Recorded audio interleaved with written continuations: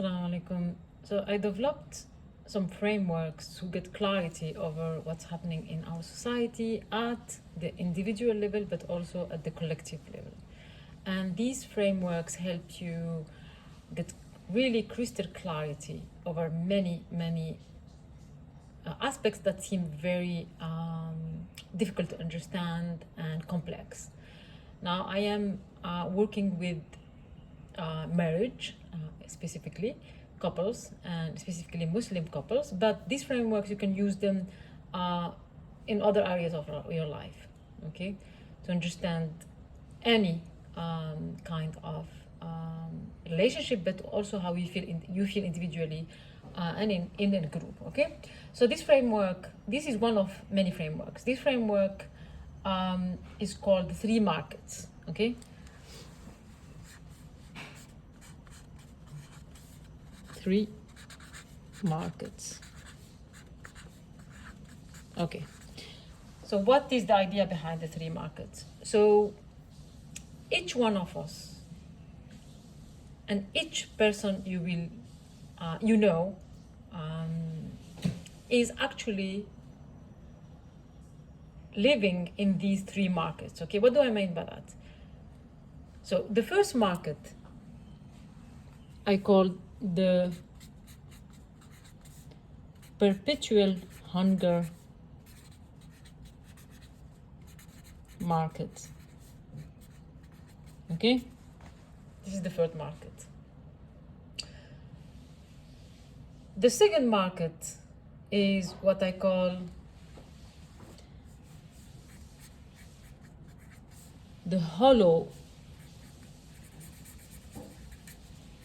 feast market. Okay,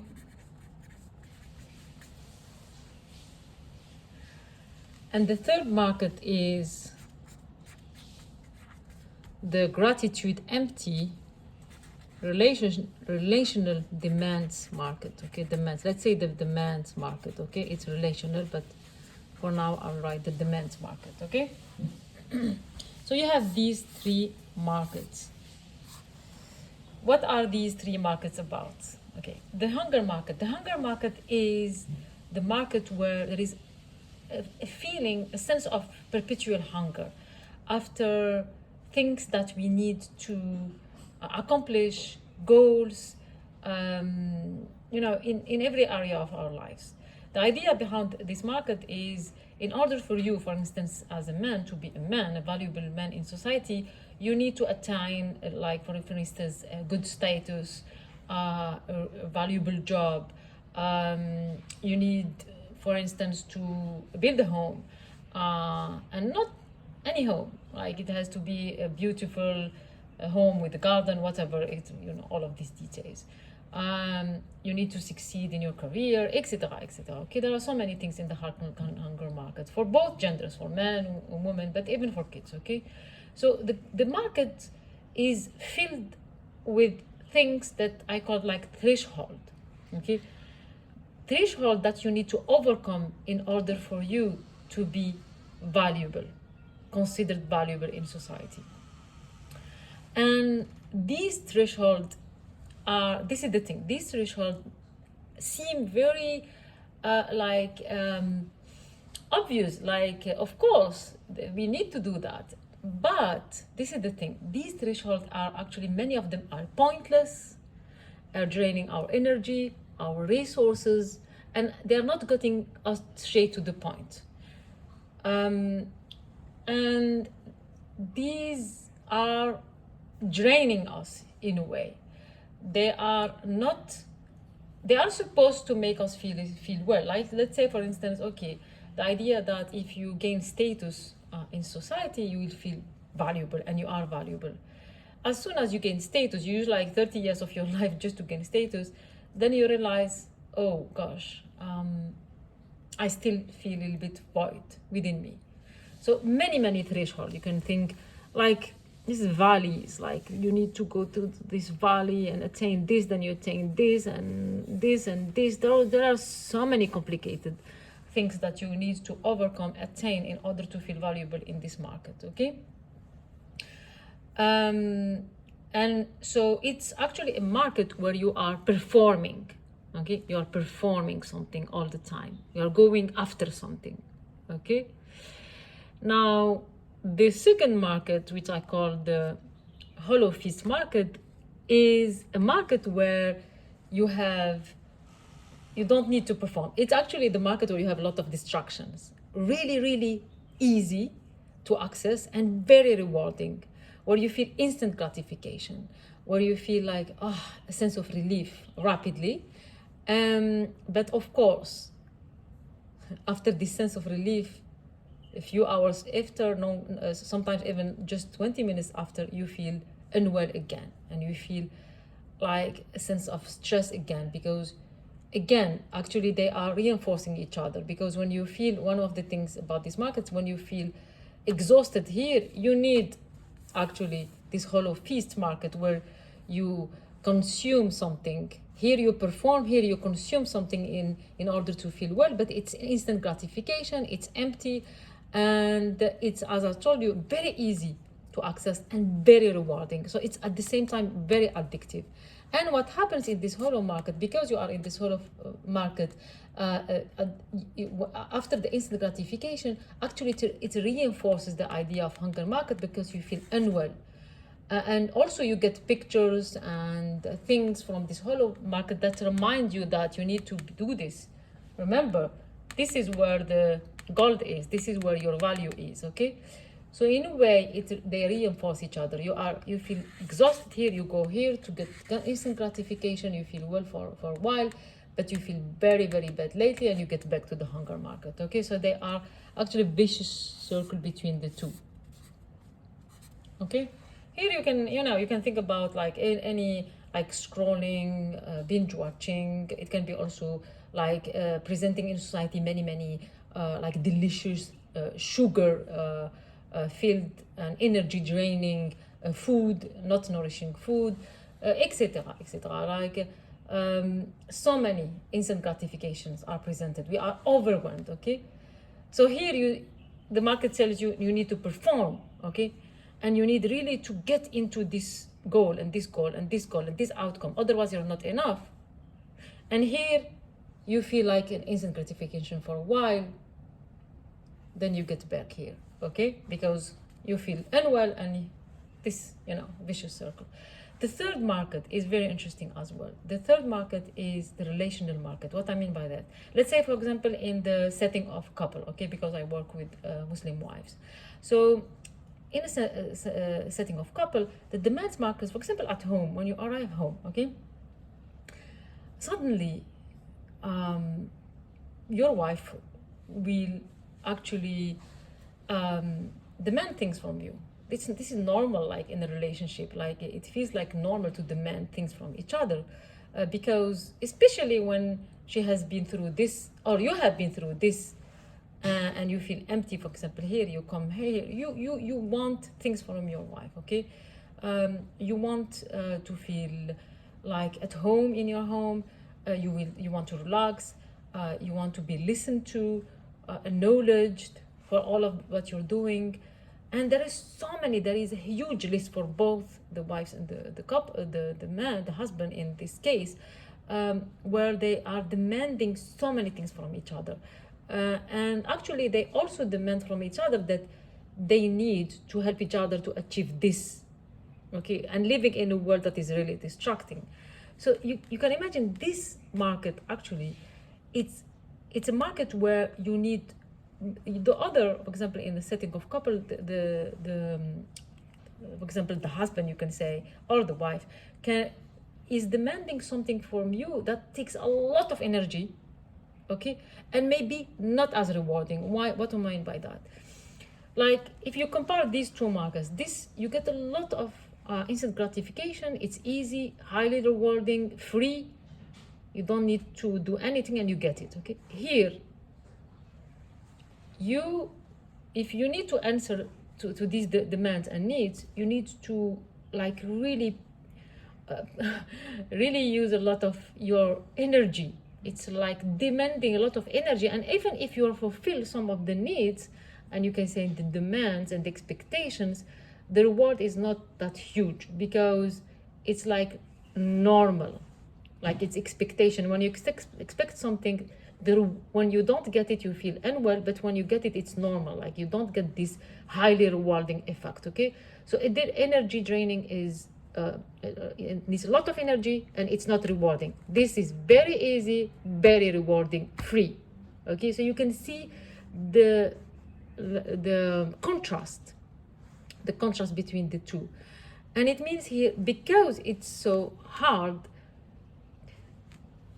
and it's difficult for the two, for their list of expectations, and the same time if you think about it, these two are also actually drained. Both of them, they integrate all of this. Both of them within each person, within, whether it's the man or the woman, they also actually are outside, and they have so many expectations, outcomes to achieve goals, etc. So they feel drained, and they have instant gratification in a way. Okay, so they both actually, they are a little bit drained because of these two markets. They are both like feeling like they are almost like machines. Here you are like a performing machine. In the framework, I have a framework I call the 5 arenas. Okay, each person have 5 arenas, but we don't go into details. But the superficial arena of each person, if individual, is what I call the machine self. And this market is actually feeding the machine self, because here you are an object, you're performing.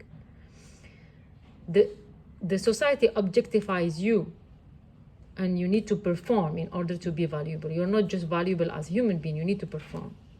It's also, there is something interesting also here that I call the gaze. Okay, there is, in this market, there is the societal gaze. Okay, you feel like you are judged, you are looked upon, you need to perform, and there is a society looking at you. So there is the societal gaze at you. This societal gaze objectifies you. You are a machine and you need to perform. So you are actually, it feeds into what I call the machine self, the superficial layer of you. Okay, here there is no societal gaze, because when you are, for example, alone with your phone, there is nobody judging you. Okay, so you consume, you are not looked upon, but you are opening your eyes. You are opening your own gaze, and you open it without guards. The unguarded, here I call the own unguarded gaze. So you are the one gazing. Okay, but you are gazing in a way where you don't have your guards, they are all down, because you are so tired, so you let everything in, because it feels so well. Also, it's like feast, but it's a hollow feast, and nobody's judging, so you open totally, you relax totally, and you open all of the input in. Okay, and not only that, actually what happens here, there is so much more. It's like when you open up for this hollow feast, what happens is very addictive, because actually what you eat devours you from the interior, because it's changing your brain, it's changing your what you find interesting, it changes your motivation and drive, and it means like it's very addictive, where you want to get back. It's devouring you. You're looking at it, but it devours you and your energy and your resources and your money, etc. Okay, so this is societal gaze looking at you. This is you are looking at something, but you feel unguarded. You feel like, I'm just relaxing, I'm just consuming. But this is also devouring you, and you feel very unwell. And it's also actually amplifying the machine self, because when you are totally relaxed in where you don't have your critical thinking, and you're consuming in a way without any realization that it's devouring you, it fits into your instant machine self. The machine self, one of the things about the machine self, it's very fast and automatic, and it's actually produced from the interaction from the outside in and not from the inside out. Like something from the outside is programming you. Okay, so this is also feeding. Both are feeding the machine self. Okay, so okay, let's draw the machine. Like in the framework, there is something they call it the machine self. You can say this is the exterior layer of you, like the exterior. This is you are in the interior, but this is exterior. You have feeding the machine self. Okay, so this is profound. What does it mean also that you are in the machine self? I will tell you something. Both are feeding the machine self. When you are in the demand markets, for example, in spouse relationship, right, it can be also in other relationship, what you need is your human self, another part, not this automatic machine self that is programmed here and performing as an object or consuming and programming itself, but you need the human part of you, which are at the interior of you. But because you are so much in the machine, it's very difficult to switch on the human self here. The human is inside. You can think about the human self as the inside. So here it's like you can, because you are in your machine self a lot, you feel a sense of void. There is a void, which actually make it even more important for here, this market, for you to enter your human self. Okay, what I mean by that, so this is, again, this is the machine self outside layer. Okay, these, for example, are a couple, both in their machine self.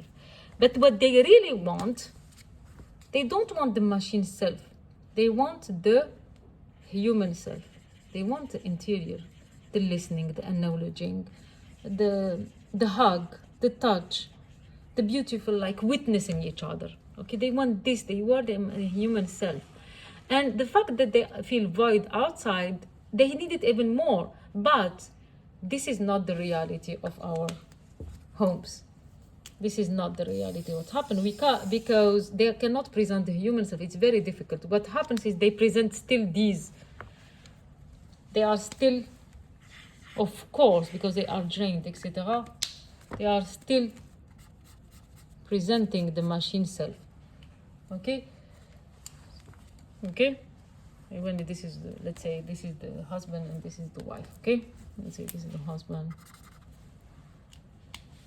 and this is the, I don't have any pink, let's say, I don't know, this is like let's say this is the husband and the wife. Okay, so because they are void, they need this even more. But because they are drained, because they trained here to be machines, and like it's very difficult, they present this aspect to each other. Okay, and it makes things even worse, because when you are here and this is what you want, and the demands are very high, they are abnormally high. Okay, this is another subject we need to treat in another video. Because they don't get it, what happens again, they go back to this. Okay, or one go back to this hollow feast, and the other feel even more frustrated, etc. And they also, not only they need things from each other, both they expect that the other will help them in these markets, especially in the hunger market.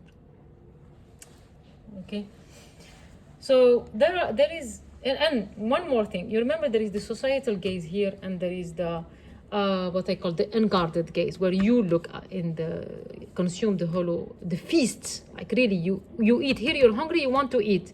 Here you eat, but it's hollow. Okay, so you consume, here you perform, and where you perform there is the societal gaze, like judging you, and here you're not judging, you're just consuming. And what you need here between you, and in any good relationship, in a family, in many relationships, okay, settings, what you need is the human cycle, human, not the gaze, but what you need is the human witness. Like everyone, we need to witness each other.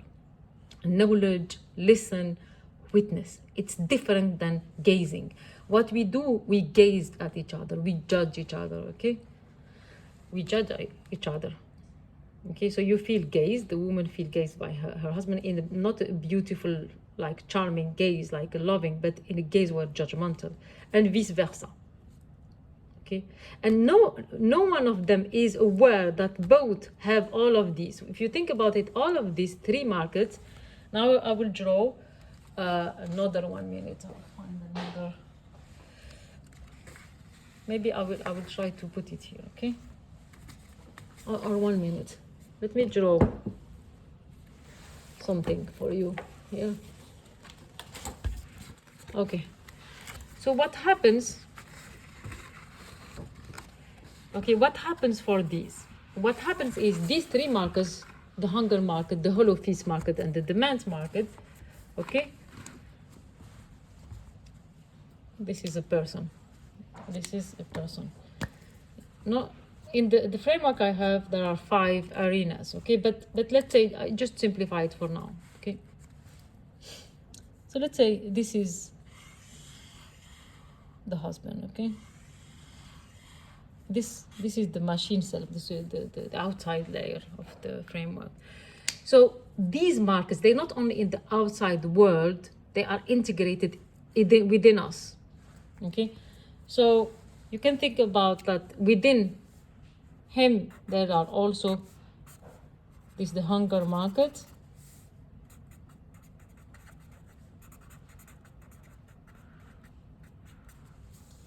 there is also